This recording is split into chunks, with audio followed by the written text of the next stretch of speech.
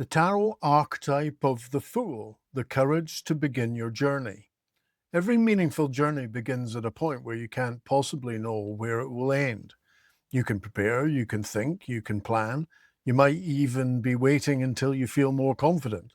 But eventually there comes a moment when preparation has taken you as far as preparation can go, and something else is required, a first step, a commitment to movement before certainty. That's the archetypal territory of the Fool. And this is why I think the Fool is one of the most misunderstood cards in the Major Arcana, because the Fool is not in any way about being foolish, and it's not merely about spontaneity, adventure, or taking a risk. The Fool represents something much more fundamental. The moment pure possibility becomes willing to enter experience. It's the beginning before we even know who we're going to become. And appropriately enough, it's here that our journey through the 22 Major Arcana begins.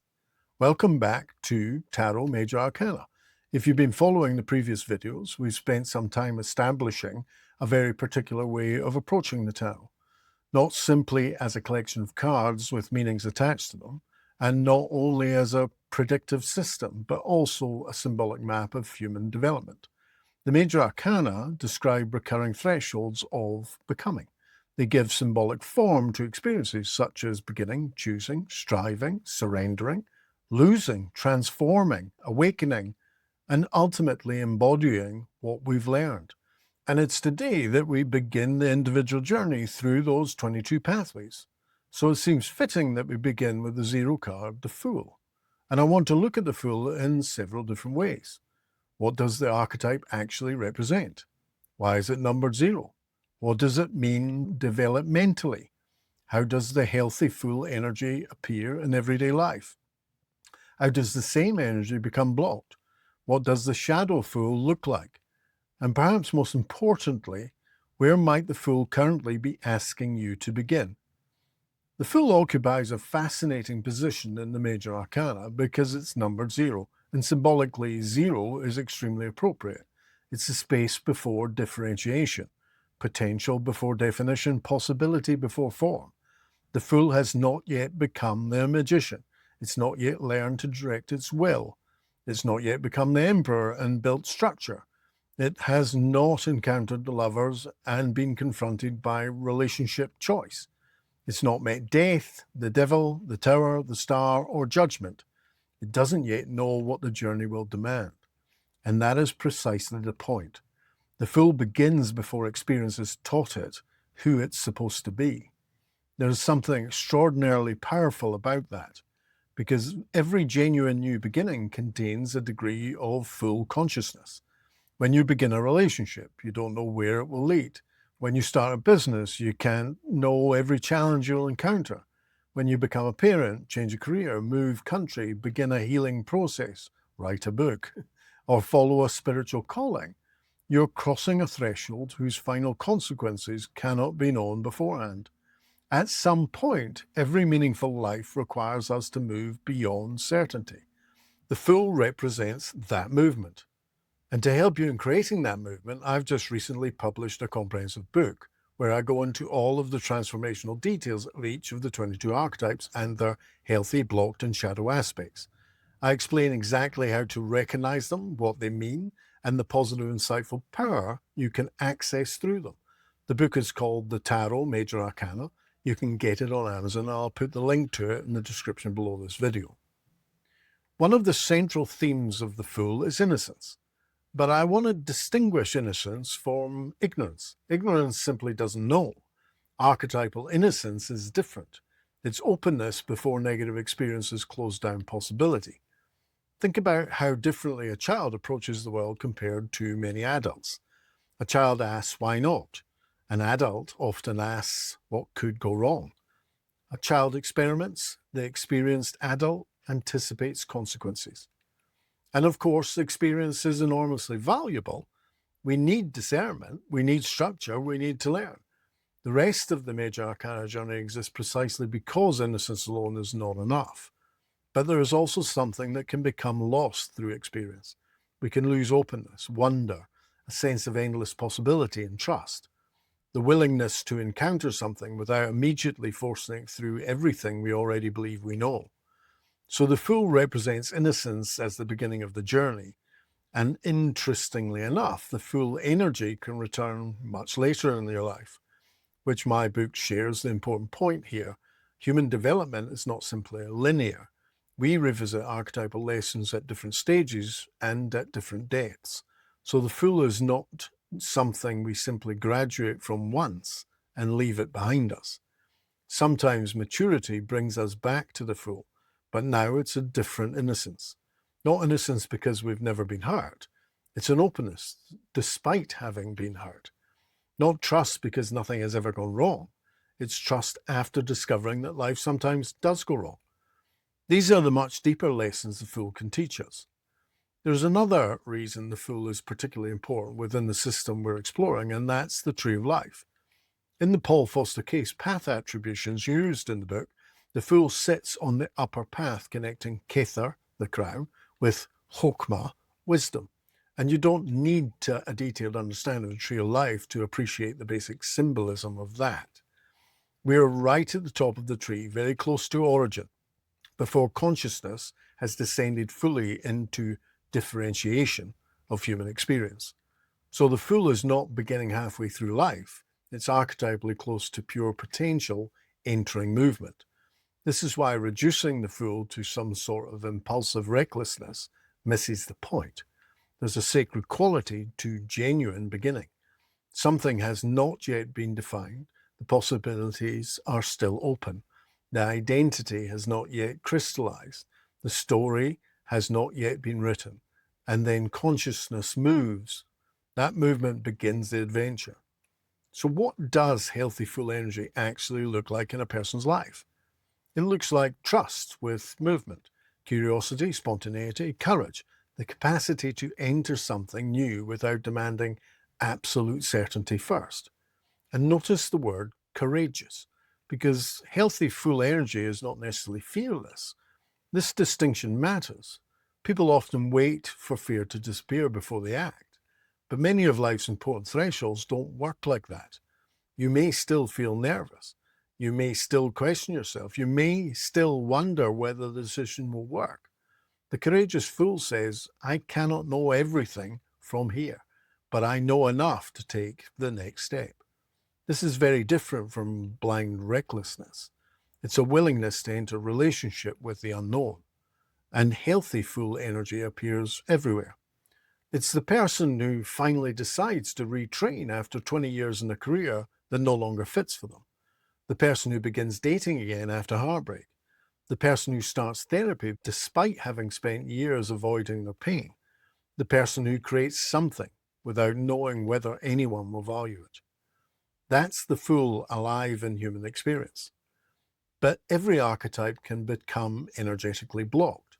And this is where the Fool becomes particularly interesting from a personal development perspective.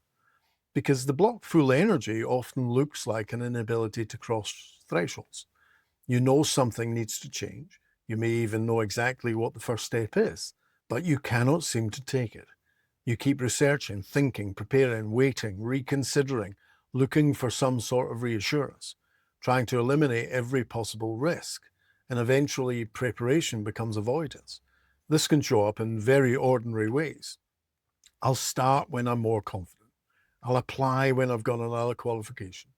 I'll leave when I know exactly what comes next. I'll publish when it's perfect. But life rarely gives us that degree of certainty.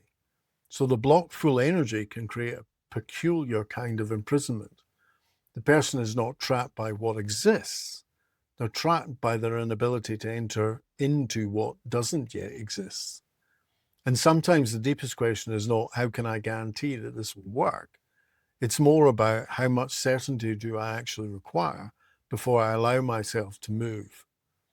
Then there's the opposite distortion, the shadow Fool. If the blocked Fool can't move because everything feels too risky, the shadow Fool may move constantly without ever developing direction. Here we find impulsivity, naivety, recklessness, chronic drifting, false freedom, the refusal to learn from consequences. This is important because people can sometimes romanticize full energy. Just take the leap, follow your heart, trust the universe. But mature archetypal work asks another question. Is this freedom or is it avoidance of responsibility?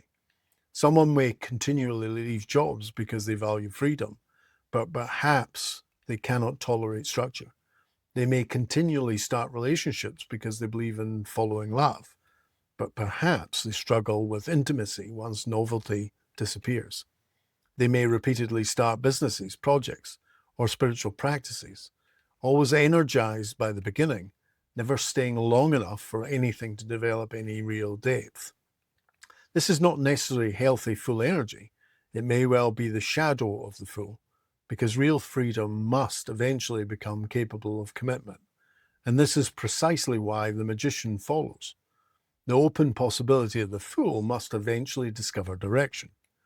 This gives us one of the most useful distinctions within the fool archetype: courageous beginning versus reckless escape. They can look remarkably similar from the outside. Both may involve leaving, both may involve taking a risk, both may involve entering the unknown. The difference lies in a deeper movement. A courageous beginning moves towards development. A reckless beginning often moves away from discomfort.